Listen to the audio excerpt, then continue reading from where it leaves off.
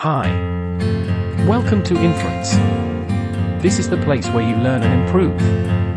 In this video, I will be talking about free will. Free will is a philosophical concept that refers to the ability of individuals to make choices that are not determined by external forces or circumstances. It is a central tenet of many philosophical and religious traditions and has been the subject of much debate and discussion throughout history.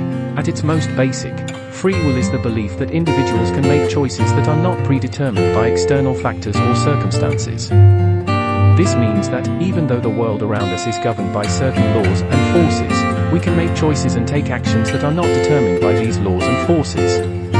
In other words, we can make choices that are not predetermined by anything outside of ourselves. One of the key arguments for the existence of free will is that it is a necessary precondition for moral responsibility. If our choices and actions are determined by external factors, then we cannot be held responsible for them. On the other hand, if we can make choices that are not predetermined, then we can be held responsible for our actions. In other words, free will is necessary for us to be moral agents. Many different arguments have been put forth in support of free will. One of the most common is the argument from intuition. This argument holds that, when we make a choice, we experience a feeling of control over our actions. This feeling of control, it is argued, is evidence of our ability to make choices that are not determined by external factors. Another common argument for free will is the argument from alternative possibilities. This argument holds that, for us to have free will, we must have the ability to choose between different possibilities. In other words, we must have the ability to act in ways that are not predetermined. This argument is based on the idea that, if our choices are determined by external factors, then we cannot choose between different possibilities. Despite these arguments, many argue against the existence of the free will. One of the most common objections to the concept of free will is the argument from determinism. This argument holds that, because the world is governed by certain laws and forces, all of our choices and actions are ultimately determined by these laws and forces. This means that we cannot make choices that are not predetermined, and therefore do not have free will. Another common objection to free will is the argument from mental causation. This argument holds that, because our thoughts and actions are determined by the firing of neurons in the brain, we cannot make choices that are not determined by these neural processes.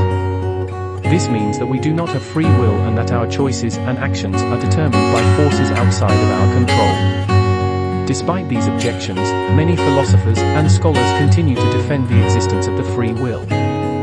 One of the most prominent arguments in defense of free will is the argument from agent causality. This argument holds that, while our choices and actions may be determined by external factors, we are still the ultimate cause of our actions. In other words, we are the agents who initiate our choices and actions, even if those choices and actions are determined by external factors. Overall, the concept of free will continues to be a subject of much debate and discussion among philosophers. Now, I will try to prove why determinism is a very problematic view of the world. Let's look for a moment at the broader implications of determinism. If we assume that determinism is true, it follows that everything is determined by a very specific set of rules governing the universe with no room for human choice. Human thinking would be completely reduced to a side effect of the biochemical reactions of the human body, especially the brain.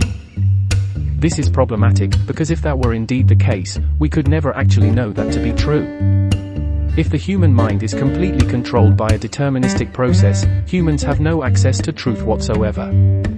In such a universe, there would simply be no way to tell apart a predetermined opinion infused into our minds from the objective truth. If we adopt this belief, we put ourselves in an unsolvable moral and logical dilemma. As the immediate consequence of adopting determinism, we must concede the fact that all of our beliefs are completely unprovable and arbitrary. This means that the person that believes determinism is true must concede that all their opinions, determinism included, are completely arbitrary and unprovable, because there is no higher standard to judge truth beyond whatever the deterministic process convinces us is the case. But we could very easily be convinced by a deterministic process to believe something false, so this problem is a very big deal. Truth and some predetermined processes are two very fundamental categories. Determinism confuses these two categories, and as a result, it is unable to ever prove itself to be correct. If truth is a predetermined process, how can we know that that process itself is correct? You need a completely different category, separated from a deterministic process to establish what truth is. If truth is collapsed into a deterministic process, it becomes unknowable and unprovable, because we would need a different standard by which to judge and ensure that this process is not malfunctioning. Let's take the example of a computer and assume this is a perfect metaphor for the human mind, as determinism would argue. How would a deterministic process such as a computer code understand the errors in its programming? You could train an AI to fix its code, but this only pushes the can down a step. How can a deterministic process judge something as either true and correct or false and an error, such as to know what to fix? Something deterministic is limited to its programming, and no matter how grandiose is it, it still needs to refer to some external standard. We can make some very, very complex systems, but it doesn't necessarily mean they are sound or correct. Because truth cannot be avoided and is fundamentally a different category than determined processes, the deterministic universe is inadequate, because it will collapse into an infinite regress of explanatory deterministic steps which are never able to give an account for themselves, and are completely baseless on their grounds.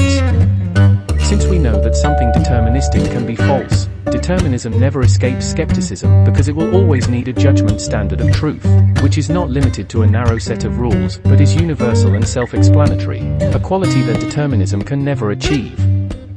Since truth is inaccessible on the grounds of determinism, the conclusion that determinism is true is self-contradictory, because you would never actually get to perceive the correctness of anything. Instead, you would just be programmed to act as if you did.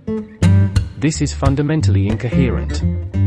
Thus, determinism is always doomed to remain a baseless opinion, self-contradictory because it makes access to truth impossible on its ground and thus unprovable. Alright, folks. That's it for this video. I hope you enjoyed and learned something new about determinism. Thank you for watching. Have a good one. Goodbye.